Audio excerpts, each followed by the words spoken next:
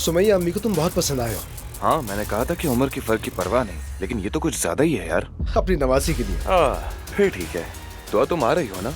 नहीं, अनफॉर्चुनेटली मैं नहीं आ सकूंगी। अरे प्लीज, अब ऐसा तो मत कहो। मुझे उम्मीद है आप एंजॉय करेंगे। कैसे बताऊं, नायला को नहीं, तुम्हें जानना चाहता हूँ मैं।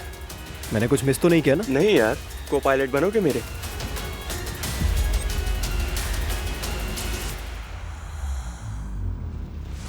वेल डन यार। Thank you bro. अजलान जल्दी हो, जल्दी। इसे क्या हो गया है? नशे में लग रही है।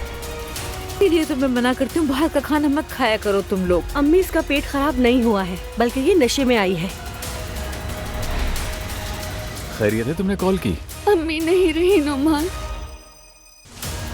एक बार फिर तासीत रसूल साहब, अम्मी को आखिरी बार देख भी नहीं सकी।